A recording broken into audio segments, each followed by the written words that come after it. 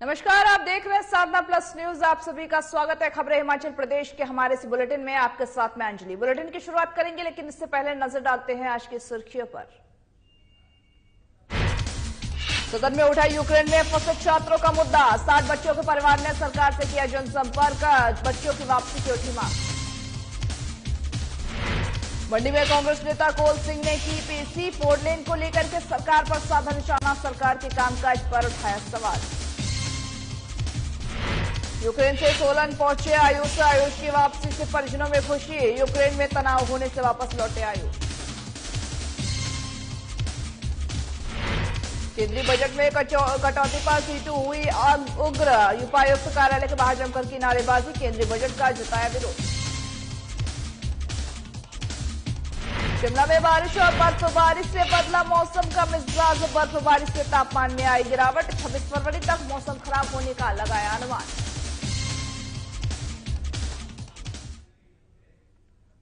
अब करते हैं बुलेटिन की शुरुआत खबरों से, जहां पर हिमाचल विधानसभा के बजट सत्र के तीसरे दिन आज जहां पर जैसे ही सदन की कार्यवाही शुरू हुई तो सदन में यूक्रेन में फंसे हिमाचली बच्चों का मामला गूंजा। विपक्ष के नेता मुकेश अग्निहोत्री ने यूक्रेन में फंसे हिमाचल के बच्चों को सुरक्षित लाने का मामला उठाया है।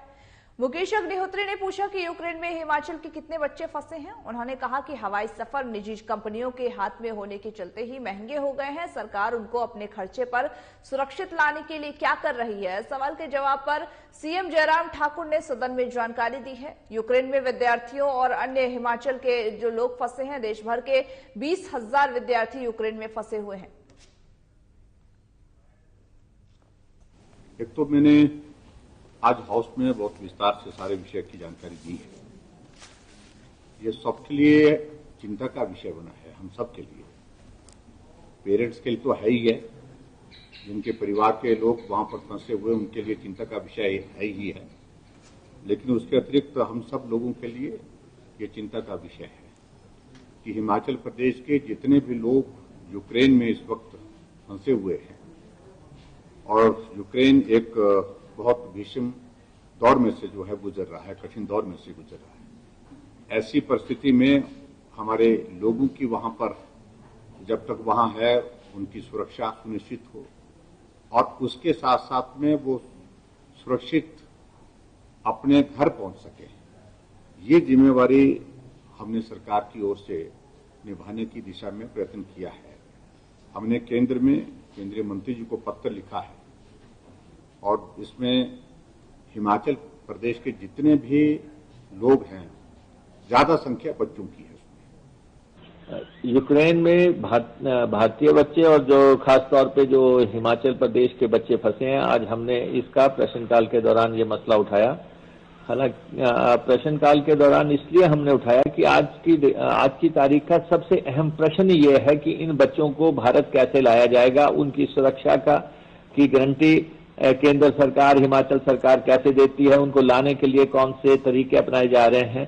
तो हम, क्योंकि कल भी पेरेंट्स ने हमसे भी संपर्क किया है, काफी पेरेंट्स ने। आज की अखबारों की ये काफी प्रोमिनेंटली आया है कि 130 बच्चे की लिस्ट बताई गई है, और उसके बाद सरकार ने भी कहा है कि जिसका भी कोई बच्चा वहां पे पढ़ रहा है या कोई वहां पे रह रहा है वो सरकार को सूचित करे। तो हमने कहा कि फुल प्रूफ मैकेनिज्म डेवलप करें कि हिमाचल मूल के कितने लोग वहां पे हैं, और उनको लाने के लिए आप क्या सेंट्रल गवर्नमेंट से, विदेश मंत्रालय से या होम मिनिस्ट्री से बात करके, क्योंकि बच्चे डरे हुए हैं, बच्चों के वीडियोस भी आ रहे हैं, पेरेंट्स की प्रेस कॉन्फ्रेंस भी हो रही हैं, तो इसलिए संवेदनशीलता दिखाई जानी चाहिए। यूक्रेन में इन दिनों हालात तनावपूर्ण है, जिससे कि हिमाचल प्रदेश से पढ़ाई करने वाले बच्चों के परिजन परेशान है। वही यूक्रेन से सोलन के आयुष शर्मा सहित जो सलामत घर वापस पहुंच चुके हैं। आयुष की वापसी से परिजनों में खुशी की लहर है। वही हमारे संवाददाता ने आयुष से बातचीत की है और साथ ही उनके परिजनों से हालचाल भी जाना है।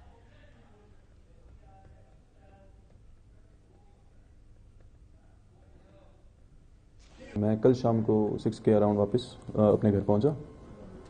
फिलहाल काफ़ी टेंशन वाली सिचुएशन चल तो रही है। मेरे फ्रेंड्स वगैरह काफ़ी सारे फंसे हुए हैं, सब कोशिश कर रहे हैं आने की, पर फ्लाइट्स वगैरह भी फिलहाल कैंसिल हो गई हैं सारी। मैं फाइनल घर आ गया तो अच्छा लग रहा है घर आके, बट अपनी फ्रेंड्स की थोड़ी सी टेंशन भी है कि वो लोग सारे बंकर्स में हैं और टेंशन काफ़ी ज़्यादा है उन पर। सब कह रहे हैं कि कुछ अगर सरकार से आप अपील करो तो अच्छा रहेगा, जल्दी से आ पाएँ वो लोग भी सारे दोस्त वापस।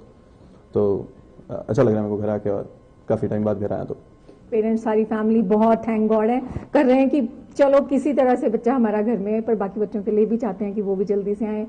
सरकार की भी हेल्प रही है, एम्बेसी से भी, जैसे बच्चों ने कांटेक्ट किया तो उन्होंने इनके लिए कहा कि आप पैनिक नहीं करो, पेरेंट्स के लिए भी कहा।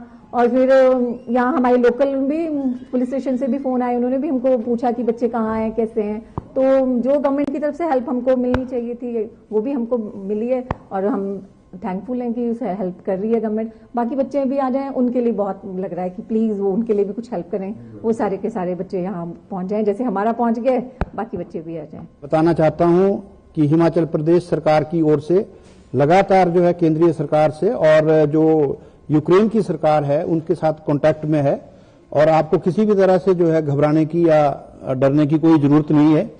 प्रदेश सरकार भी और केंद्रीय सरकार भी जो है अच्छी तरह से आप सभी लोगों का जो है कुशलक्षेम जो है जानेगी भी, और आप पे किसी भी तरह की विपत्ति आएगी तो उसमें भी वो आपका जो है साथ देगी।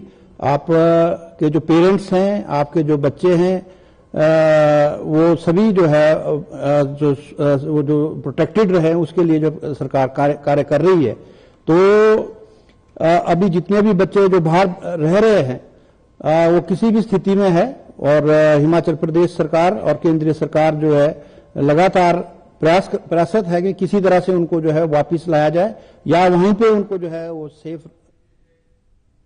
पूर्व मंत्री और वरिष्ठ कांग्रेसी नेता ने कोल सिंह ने प्रेस कॉन्फ्रेंस की है, जहां पर इस दौरान ही उन्होंने ये कहा कि प्रदेश सरकार ने पिछले 4 सालों में हिमाचल प्रदेश में पनप चुके माफियाओं को कहीं न कहीं संरक्षण देने का काम किया है। जैसे जैसे माफियाओं पर नकेल कसती जा रही है, वैसे वैसे प्रदेश सरकार इन पर कार्रवाई की तरफ बढ़ रही है।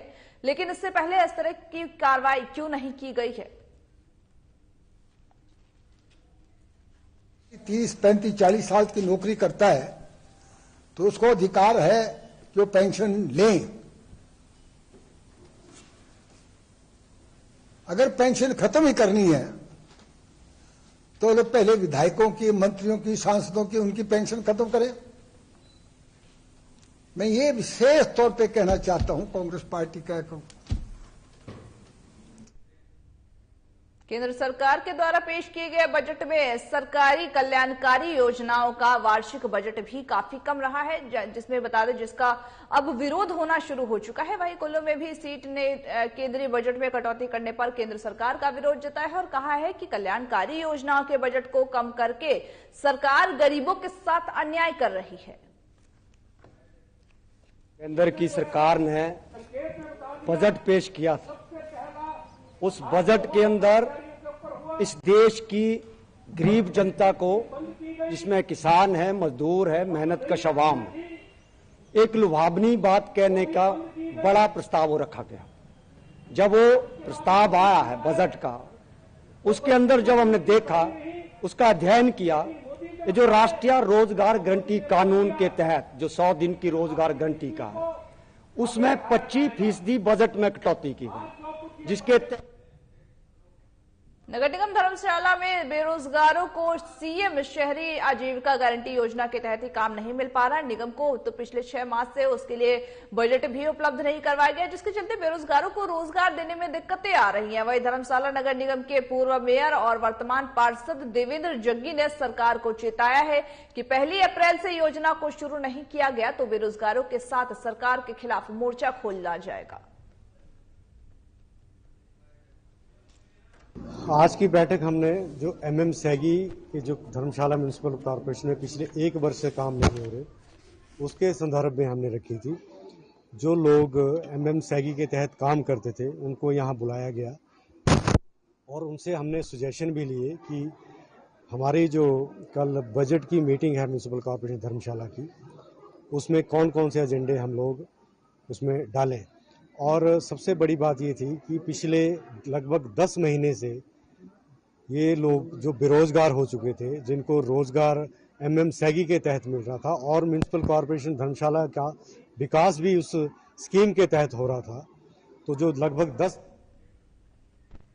यूक्रेन में पढ़ाई कर रहे जिला बिलासपुर के 18 विद्यार्थी वहां फंसे हुए हैं, जबकि कुछ विद्यार्थी वापस आ चुके हैं। यूक्रेन में फंसे विद्यार्थियों में मंडल झंझुरता के जो 3 हैं और सदर के 7 और घुमारवी के 8 छात्र हैं। इन बच्चों के परिजन लगातार बच्चों से संपर्क रख करके उनका हालचाल जान रहे हैं।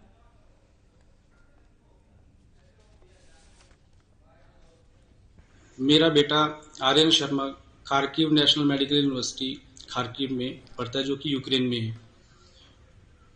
अभी वहाँ पे स्थिति बहुत भयावह है और बच्चे परेशान हैं। 20 फरवरी को उनके एग्ज़ाम खत्म हुए 5th सेमेस्टर के, तो उसके बाद घर आना था। 25-27 के आसपास की बुकिंग करनी थी, लेकिन अचानक से एयर स्पेस बंद हो जाने से कोई भी फ्लाइटें नहीं आ रही थी, तो वहीं फंसे हुए हैं। अभी थोड़ी देर पहले भी मेरी बात हुई, बच्चे काफ़ी परेशान हैं, सेफ हैं बिल्कुल हॉस्टल में अपने, लेकिन परेशान हैं। मेरा केंद्र सरकार से बस यही अनुरोध है अपने भारत। इसमें जो आप यूक्रेन का जो मामले की जो बात कर रहे हैं, उस पर जब ये समस्या यूक्रेन का थोड़ा हो रहा था, तो उस टाइम हमने एक अपने पुलिस स्टेशन लेवल पे थोड़ा एक एक्सरसाइज की थी कि जिला बिलासपुर से कितने लोग जो हैं और कितने बच्चे जो हैं यूक्रेन में रह रहे होंगे या स्टडी कर रहे होंगे या जॉब कर रहे थे। तो जो हमने एक एक्सरसाइज की है, उस लिस्ट के मुताबिक टोटल ये जो है 22 लोग थे। तो 22 लोगों में से पिछले कल शाम तक जो दोबारा हमने इस लिस्ट को चेक किया था, फैमिली से कांटेक्ट किया था, तो उसमें से 10 लोग जो है यहाँ वापस आ चुके हैं, अपने अपने घरों में अपने अपने होम्स में रिपोर्ट कर चुके हैं। अब 12 लोग भारत सरकार के खाद्य एवं ग्रामोद्योग आयोग के अधीन कार्यरत प्रधानमंत्री रोजगार सृजन कार्यक्रम सहित तमाम योजनाएं चलाई जा रही, जिसके तहत ही हिमाचल प्रदेश सहित देश के अन्य राज्यों में भी बेरोजगार युवाओं के लिए रोजगार के नए अवसर प्रदान किए जा रहे हैं। इससे न केवल बेरोजगार युवा अपना उद्यम स्थापित कर सकेंगे, बल्कि आत्मनिर्भर भी बनेंगे। खादी ग्रामोद्योग द्वारा यहाँ हमारे जो लोकल उत्पाद है उनकी प्रदर्शनी लगाई गई है, और इसके द्वारा प्रयास है कि जो हमारे छोटे कारोबारी हैं, छोटे उद्यमी हैं, अपने जो उत्पाद उन्होंने बनाए हैं उनको जो है लोग उसको देख सकें, साथ ही उनको खरीद भी सकें। हिमाचल में पश्चिमी विक्षोभ के सक्रिय होने से मौसम के तेवर फिर बदल गए हैं। हालांकि शिमला में आज सुबह से ही तेज धूप खिली हुई है। वहीं मौसम विभाग ने 25 और 26 फरवरी तक मौसम खराब होने की संभावना भी जताई है।